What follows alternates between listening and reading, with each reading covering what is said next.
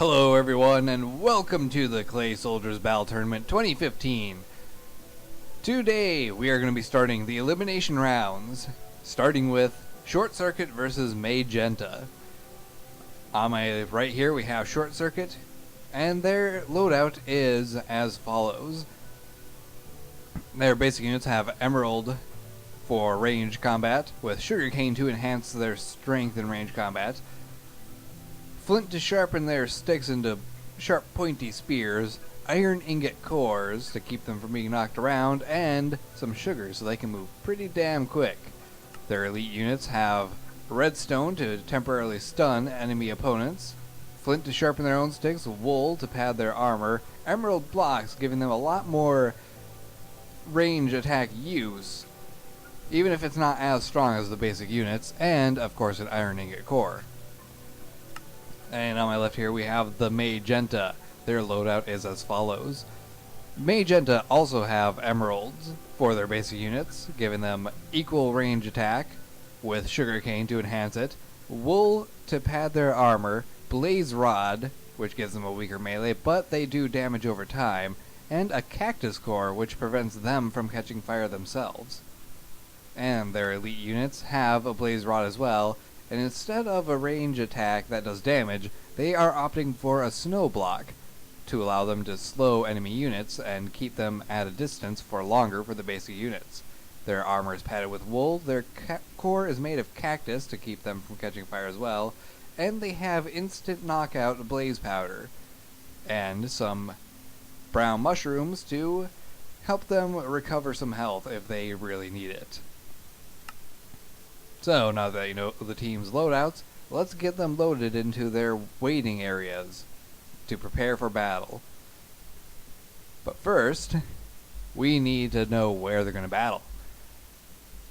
So, with the randomizer, they will be battling in the Treetop Torment Arena. At least we'll get to see early on in this tournament how well the arena works. Consider this a sort of test battle, if you will. Anyway, let's load up the soldiers. And both teams have been loaded in and geared up with all of their equipment. I expect this is going to be a very electrifying round, as lightning fills the air from both teams. Just a question of whether the arena will agree with pathfinding of these guys or not. Let's be honest about that. So, in 3, 2, 1, let the battle begin. And the Short Circuit team is flying out of the gate. Plenty of soldiers are falling down. Lightning is being cast on both sides. The Short Circuit team has taken the most losses so far. And everything is turning against the Mage-Enta team very, very rapidly. It just seems that the sharpened sticks of the Short Circuit team is far, far too powerful for Magenta to deal with. Their extra padding for their defense basically melting like butter underneath the constant onslaught of enhanced weaponry from the redstone Short Circuit side. There's one Magenta soldier left hiding up in the treetops, avoiding being hit as long as possible. I do not believe this is a tactic that will work, though. Eventually, they will fall, or a one-range attack will likely be enough to bring them down. And there they go, on the ground, and that is it. Magenta has been eliminated in the first round, but this might not be the last time that we see them. We will have a lucky few soldiers coming back to participate in the actual tournament. We do need 16 after all, and only 10 people are going to be guaranteed to make it into the final rounds. So, with the first round out of the way, it's time to get in there, clean up the mess, and get the Short Circuit team on the board. And welcome to the Clay Soldier Battle Tournament 2015 second round of the elimination set. On our left here we have the Flash Blue team, and on my right we have the Melon Mashers, and their loadouts are as follows. Flash Blue's units are equipped with a shear and some gravel, wool, some sugar, and an extra 8 men. And for their elite units, we have flint sharpened sticks, wool padded armor, a nether brick core allowing them to set their enemies on fire when they are hit with melee attacks, sugar, stake, a gas tier, and quartz to knock the enemies away when they are too damaged. And for the Melon Maniacs, I realize I might have called them Melon Mashers before, but they're Maniacs because they have sacrificed both offense and defense by equipping themselves with 2 shears. They ride a turtle into battle, equip their armor with some wool, and they make up for their weaker offense and defense capabilities by having some extra men join the fight. And they each will carry a mushroom to heal themselves, along with some sugar to go pretty quick. Their elite units also are sapping their offense and defense with 2 shears, but they make up for it by having some wool and riding a turtle into battle. They also have a red mushroom allowing them to poison enemy units, some stake to heal themselves, some slime to immobilize enemy units, and 2 extra elite units to join in the battle. Who will win? It's a game of numbers versus numbers this time around. And they will be fighting in the Eternal Flame Valley. I expect to see heavy losses on both sides, but who will triumph? And both teams are loaded in with 46 units per side, each with a different set of tactics. This is going to come down to range attacks versus mounted units. Who will win in this battle? Let's find out right now.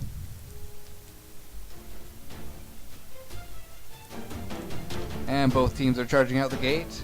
Numbers are looking fairly even on both sides still. Range attacks are flying. Soldiers are burning. Soldiers roasting to death in the fiery pits of the Eternal Flame Valley. It's a massacre. Flash Blue is being taken out very, very easily by the cavalry turtle unit of the Melon Maniacs. Maybe they're not so maniacal after all. Maybe there's some sanity to their madness. Unlikely. But it seems very clear right now that they will end up being the winners of this first round. Second round, excuse me. There is a light blue unit somewhere. Oh no, wait, actually never mind. That is the light blue units behind me. It looks like the Melon Maniacs have won this very, very quickly. Unfortunately, they are all dying to death in the flames of the Eternal Flame Valley. But not to worry, they will be recovered in the next round. Short, fiery, and very painful looking. And welcome everyone to the third round of the elimination set of the Clay Soldier Tournament 2015. We have an interesting matchup here today. The Gray Thuds versus the Gray Grunts. Gray on Gray. Who is going to be victorious? Well, let's take a look at their loadout and you can get an idea before the match even happens who might have the better loadout. So, for the Gray Grunts, we have, for their basic units, some extra men wielding bone clubs, an iron core, and some wool padded armor. Not a very varied amount of items. Very much just straight up, get in there, do some damage, and try not to die. While their elite units are mounted upon horses, they have extra soldiers to join them in battle. They have wool padding for their armor. They throw gravel. They boost it with sugarcane. They sharpen their stakes with a piece of flint, and they have some steak to eat to keep them alive longer. Clearly, the Grey Grunts are more invested in their elite units than they are in their basic soldiers. But for the Grey Thuds, they have a very interesting set of tactics. They have sacrificed their armor and instead boosted the power of their shield by giving it some studs. They have a bone club to bring into battle with them while they snack on some sugar for some extra speed. And of course, they have extra men to join them in combat. And their elite units are also equipped with a bone club. And their shields are also studded with iron. They have sugar to give them a speed boost, blaze powder to instantly knock out a single unit. They have also, interestingly, sacrificed their armor, and instead of gaining more elite units, they have opted to train an extra 8 soldiers, meaning the Grey Thuds have the most units we have seen go into combat so far this tournament. And the arena that they shall be fighting in is the Frost River Valley. So let's get the clay soldiers loaded up into their waiting areas and get this battle underway. And both teams are loaded in. The Grey Thuds having 6 more units than the Grey Grunts. Will their decision to sacrifice their armor in favor of enhanced speed and numbers be a wise decision, or will it crumble under the might of a ranged cavalry unit? Only one way to find out as the battle begins in 3, 2, 1, and they are off. The Grey Thuds are sprinting across the Frost River Valley, charging in, knocking out a few of the basic clay soldiers instantly. This fight is actually more of an even fight than I would have expected going into this initially, but it looks like the Grey Grunts have taken the most losses so far. And I even hear the sounds of armor or shields just breaking under the might of bone clubs on both sides. The Grey Grunts losing heavy numbers. Interestingly, both sides seem to be losing numbers at about the same rate. Perhaps the decision to sacrifice their armor may have been a wise one, as the Grey Thuds clearly maintain a lead over the Grey Grunts. This is an interesting fight to commentate because both sides are grey, and trying to differentiate between the two sometimes gets to be a bit of a tongue twister. But it seems very clear to me at this point, the Grey Grunts just did not have enough strength to take down the mighty horde of the Grey Thuds. Perhaps armor may be overrated after all. This is the second fight where we've seen that those with better armor clearly did not meet the standards that an awesome offensive force required the armor to meet up to. And with the final Grey Grunt taken out, the Grey Thuds are the clear victors, even managing to commandeer their opponent's horse. And that was quite an interesting matchup. I look forward to seeing how far these Grey Thuds can go in the tournament.